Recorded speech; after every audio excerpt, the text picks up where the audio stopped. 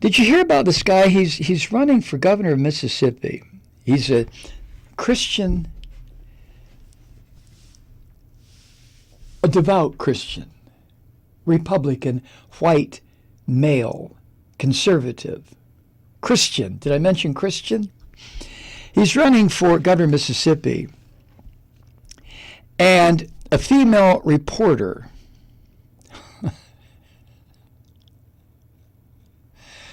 filed a request to accompany his campaign, and the Republican running for governor of Mississippi said no unless she brought along a male colleague. And he said that he did that because, quote, because he, quote, just wanted to keep things professional, end quote. Now stay with me on this one. The reporter, her name is Larison Campbell. She wrote in Mississippi Today, online publication, on Tuesday, that the paper had asked to shadow each a government candidate seeking each gubernatorial candidate seeking the Republican nomination, quote, in an attempt to better inform readers, end quote. While two of the candidates agreed, State Representative Robert Foster declined. This is who we're talking about, State Representative Robert Foster. And he explained on a Mississippi talk radio show yesterday that having a female reporter with him could create, quote, an awkward situation, end quote. You know why? Because this rotten fucker might get evil, demonic thoughts about maybe attacking her or grabbing her by the pussy the way Trump does. You grab them by the pussy. Oh, they love it. Huh? Or maybe he was afraid that the woman would attack him. Ms. Campbell who said that she was the first to report on Foster's plans to enter the gubernatorial race, told CNN yesterday that she was, quote, in disbelief, end quote, when Foster's campaign manager, another good Christian, told her she wouldn't be allowed to cover the campaign by herself. The reporter said, quote, there really wasn't any wiggle room. There was no getting around it. I think it was like disbelief. I don't think it was until I hung up that I got upset by it, end quote.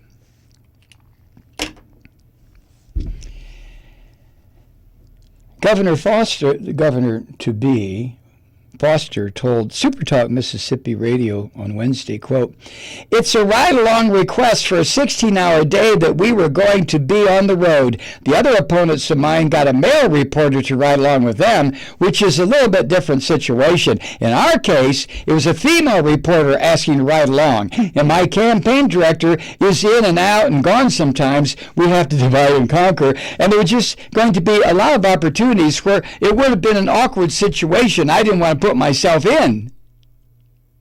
Dear God. End quote. He also defended his decision on Twitter yesterday, citing his Christian faith as the reason he denied access to Campbell, the reporter. He said, quote, as I anticipated, the liberal left lost their minds over the fact I chose not to be alone with another woman. They can't believe that even in 2019, someone still values their relationship with their wife and upholds their Christian faith, end quote. You rotten little fucker! What are you afraid of? Are you afraid the woman's going to attack you and grab you by your dick and pull it out and force you to fuck her? Is that what you're... Yes, that's what you're saying. You sick little bastard. Jesus Christ. So let me get this straight. Now, wait a second. I just have to ask. Okay. I just have to ask a question. So what he's saying, he values his relationship with his wife, so he can't... he can't be interviewed by a reporter. What does that mean? That he'd have to tell his wife? Well, you know what it means. He's a potential rapist. He knows it. Dear, we've been married 34 years, but I think we're going to have to get a divorce now because this reporter's going to do a ride along, and you know what's going to happen. Yeah, you're not supposed. It says in the Bible, don't bring a reporter if she's a woman when you're running for governor, because you might grab her by the pussy. Then what? This is madness. I live in a fucking insane asylum. Not here, but with this shit. Now, In light of that, that was yesterday. This is a Washington Post columnist, Alexandra Petri. She wrote a column today entitled, "Do Not Leave Me Alone with a Woman." Here's what she wrote. No, I cannot be alone with a woman. Please, I beg of you. Nothing will happen, of course. I hope, I pray, but please, let us not test it. My truck, he didn't want anybody in his truck. My truck, my rules, I took a vow. You do not know what I will become. You have not seen the horror that I struggle with at all times to contain.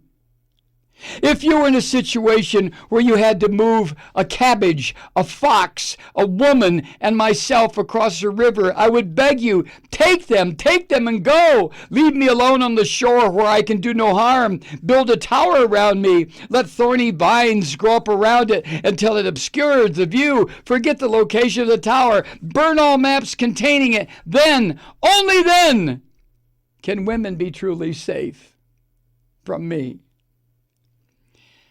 Oh, this curse, I cannot bear it. What I would give to look at a woman and see a person. I am told that is what others see. If only. You understand. I have this horrible condition. I've had it for years. I am incapable of seeing women as people. It used to be possible to get by in political life in this country with this condition. You would just move around a smoky room, speaking only to men, and you could have a nice career. But now, these things are everywhere. Holding elected office, performing jobs, playing soccer. You must understand my agony when I behold this. So much good meat, delicious meat, wonderful meat. It is with difficulty that I shamble into the company of people every day. It is with difficulty that I convince people that I am, after all, a human being, not a wild animal, the mad, helpless victim of an uncontrollable lust. I cannot, I dare not. It is with difficulty that I write these words now, knowing a woman may read them. The mere thought of my words moving before her unprotected eyes sends me into a frenzy. No women in the truck. My truck is my sanctum sanctorum, my place of rest and quietness. But it is a struggle.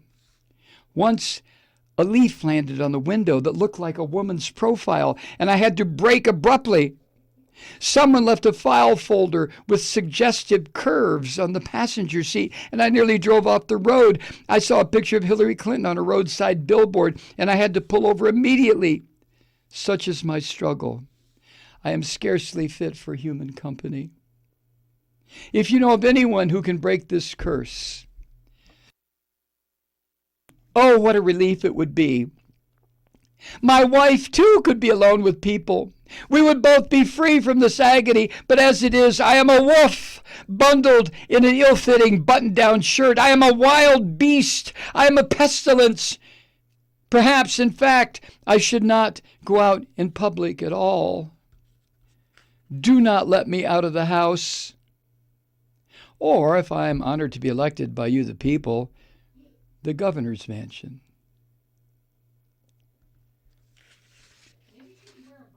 Jesus Christ Almighty. Alexandra Petri wrote that at the Washington Post. I have a thought. It's a good piece. You ought to look it up. Oh, hello. What if she wore a burqa?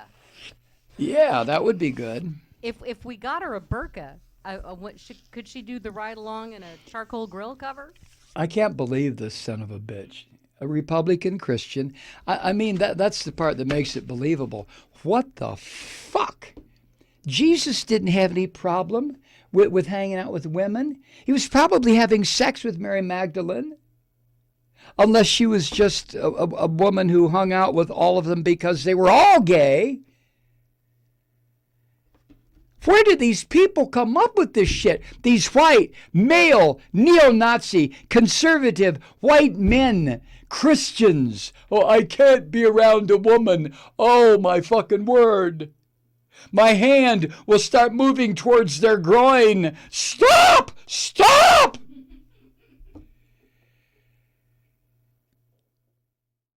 Hi, Truth Seekers. Mike Malloy here. As you know, we've switched formats and are now broadcast exclusively on the Progressive Voices Network. So that means you get fewer program interruptions, no corporate commercials, and lots of profanity. But our format change also means some of our radio listeners no longer hear the program. It's been a while since I mentioned our podcasts, so you may have forgotten that there is a way to listen to this program anytime you need a good dose of screaming. Visit MikeMalloy.com and subscribe to our podcasts. You have your choice. You can listen to the ranting with the audio podcast or listen and watch me lose control with a video podcast subscription. As a podcast subscriber, you can download the program to your mobile device and take me with you wherever you go. And if you have a friend who needs a dose of truth-seeking, you can give a gift subscription as well. That's MikeMalloy.com, and never miss a minute of the uncensored fun and frivolity.